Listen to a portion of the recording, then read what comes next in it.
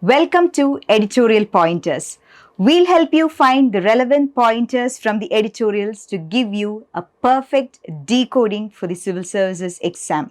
It will be absolutely handy for your prelims, mains, and interview. So now let's begin. First, the editorials from The Hindu. So the first editorial is about the Taliban issue, from fighters to rulers. India must use its voice on the international stage to make Taliban respect freedoms, rights. After postponing the announcement twice, Taliban spokesperson have said that they expect to have a new government in Afghanistan this week. So Taliban has captured Panjshir Valley too, that was paying a stiff resistance against the Taliban attacks, and now it's all set to form the government. So now at the base of differences is the tussle between Taliban's push to consolidate their takeover of Afghanistan and implement the Islamist agenda. The outcome holds key not only for the future of Afghanistan but to New Delhi's engagement with the new regime. So after the Doha meeting, India has openly expressed its concerns regarding the Taliban issue. So the Taliban government in Afghanistan will have serious repercussions for the Indian democracy too, in terms of its internal security and infiltration related issues. So very important from India's internal security perspective. Then any overt role of Pakistan as well as China will also raise red flags for New Delhi. The Modi government has announced that it is now engaging the Taliban with the first publicly acknowledged meeting in Doha. So the article says that India must seriously raise its voice on international platforms like the UNGA and UNSC. So the next one, transition incomplete, something related to Libya. Libya's militias need to support their factionalism and join hands to rebuild the country. Nothing important as far as India's bilateral relations are considered, but have a general reading and try to locate in the map where Libya is located, its neighboring countries and its economic significance, if any. Next, yet another article on the national monetization pipeline. Not even a single day passes by without reading an article on NMP from the newspapers. The long and short of NMP. It's surprising the government has avoided mentioning the consequences of asset monetization on ordinary citizens. As discussed earlier, asset monetization as such is a very important concept in economics. So when the government has introduced the national monetization pipeline, we should definitely examine its impact on the common man. Asset monetization is a de facto privatization of government-owned assets by another name. But is there a functional distinction between asset monetization and privatization? So you should understand some basic concepts like privatization, liberalization, and globalization. And when it comes to economics, it's time for you to find out the difference between disinvestment and divestment. Certain new policy reforms demand an understanding of such concepts. The Niti Aayog report says asset monetization as transfer of performing assets to unlock idle capital and reinvesting it in other assets or projects that deliver improved or additional benefits.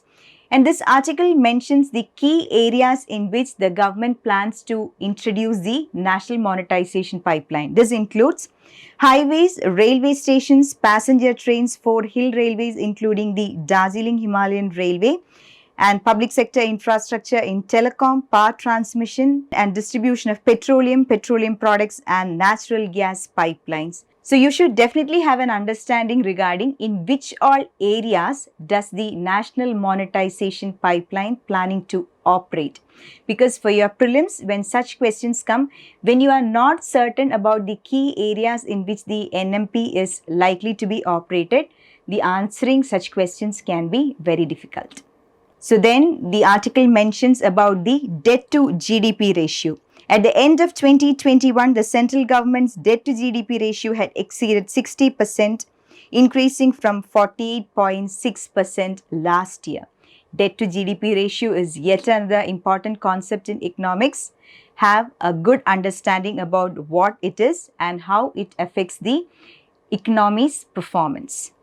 Then the article says the government has avoided mentioning the consequences of asset monetization to common citizens. Then it has brought out certain points, that is, first, the assets that are being offered for leasing or divestment have been created through substantial contributions by the tax-paying public.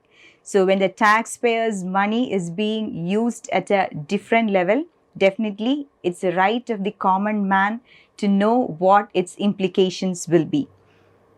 And secondly, the assets have until now been managed by the government and its agencies which operate in public interest and not driven by profit-making considerations.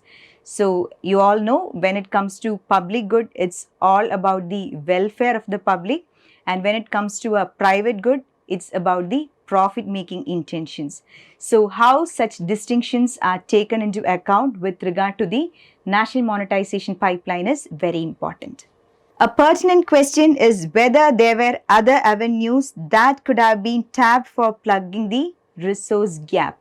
You all know the national monetization pipeline has been introduced in order to raise revenue for the country. So we need to understand and find out what are the other positive alternatives in case the national monetization pipeline is not implemented.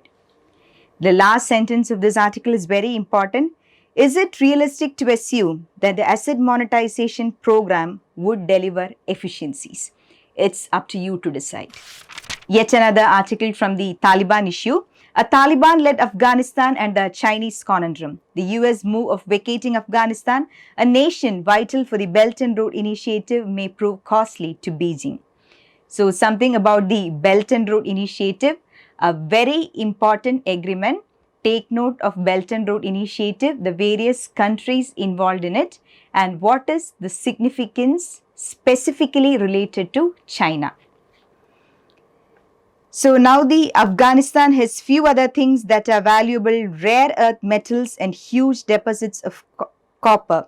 The Chinese in particular will be happy about it, that they have the technology to excavate them. Never ever have we discussed about the economic prospects of Afghanistan. Every time we discuss about Afghanistan, we discuss about the terrorism and the gross human rights violations. But try to understand what are the economic prospects of Afghanistan and why is China so interested about it. This article also mentions about the Silk Road. You all know the significance of ancient Silk Road, but now try to find out the relevance of the new Silk Road. The article says that in fact Chinese successfully implemented this investment strategy and it worked well in the context of Southeast Asia and Africa. So the investment strategy by China has paid them off well, and the article mentions what are the Chinese gains. Read more about it. And China will be able to bring together a large part of the Indian Ocean littoral and Eurasia through high-speed rail lines, pipelines and maritime linkages. So I have already asked you to make notes regarding the Eurasian countries and the Pacific Rim countries. Similar is the Indian Ocean littoral countries. Take note of the Indian Ocean littoral countries. Even considering Pakistan, a country relatively better off than Afghanistan, the Chinese are facing problems. Pakistan is unable to repay a China-funded energy project built under the BRI. The economy of Pakistan faltered because of dynastic politics and corruption. So this article is all about Chinese strategies, its economic interests and its stand on the Taliban issue. The vested interests of China are very well analyzed in this article, so have a serious reading about it. The article concludes by saying, in a game of chess, the US move of vacating Afghanistan may in fact prove costly for China. So try to understand why it is costly for China.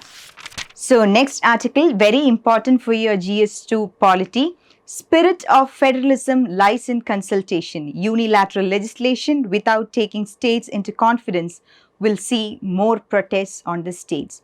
So this article says something about the center-state relations, and it also mentions the union list, state list and concurrent list. So for your polity, try to understand all the articles relating to center-state relations and the three lists, the union, state and the concurrent lists. Recently, various state governments raised concerns about central unilateralism in the enactment of critical laws on subjects in the concurrent list of the 7th schedule of the Constitution. So, Kerala and Tamil Nadu were two such states. The states and the legislative assemblies standing up for their rights assume significance in the wake of union government introducing a number of new laws without taking the states into confidence, thereby undermining the federal principles. Federalism or quasi-federalism is a very unique feature of the Indian Constitution, but now this article says that the central has sometimes violated it. Read more on the article to understand how the center has violated the principles of quasi-federalism. And now the article mentions something about State of Bombay versus F.N. Balsara case. So such references of case can be asked for your prelims. So you should be able to identify which issue that particular case is related to. Then the article also mentions about pith and substance. So for your polity, doctrine of pith and substance, doctrine of severability and doctrine of eclipse is very important. Then the article mentions something about Ports Authorities Act 2021, a recent development, hence important. Try to find out the provisions relating to the Ports Authorities Act 2021. The article also has a mention regarding the Maritime State Development Council or MSDC. So make note of the operations of MSDC or the Maritime State Development Council. The Electricity Amendment Bill 2020. So why is the issue between center-state relations so important regarding the Electricity Amendment Bill 2020? So read more on the article and try to form an opinion of your own. The article has a mention about the Sarkaria Commission, then the Venkatachalaya Commission, and it also mentions about the Interstate Council established under Article 263. Yet another important article from your exam point of view. The articles related to interstate councils are very, very important.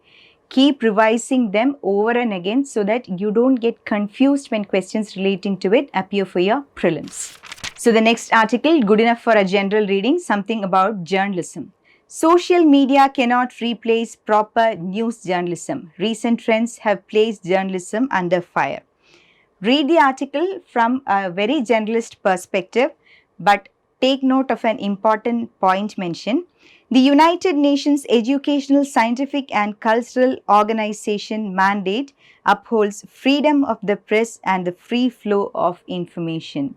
So try to understand the relevance of UNESCO as far as freedom of press is considered.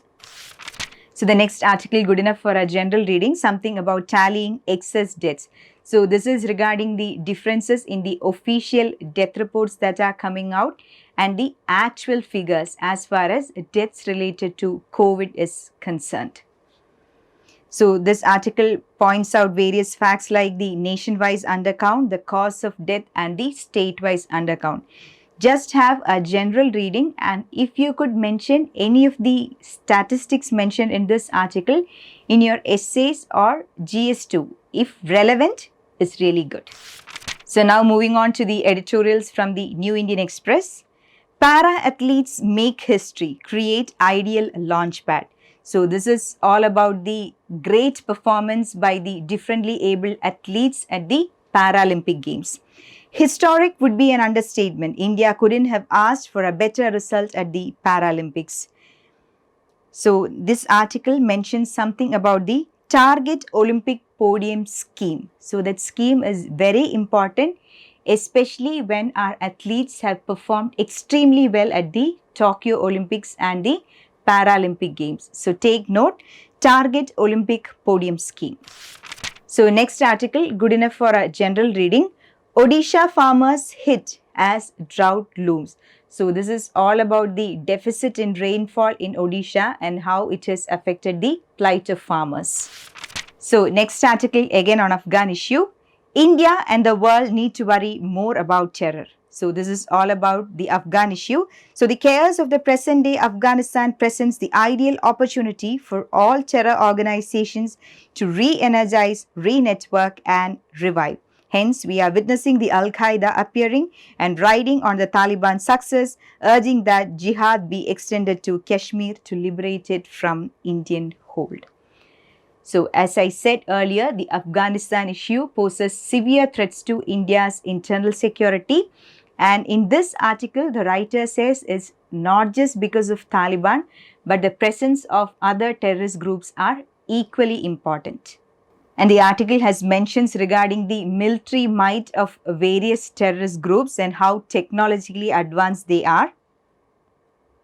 The Americans are not keen to return in any hurry, but if their homeland security is challenged, none can hold them back from deploying aerial resources for a sustained campaign to bomb Afghanistan under Taliban back to the Stone Age.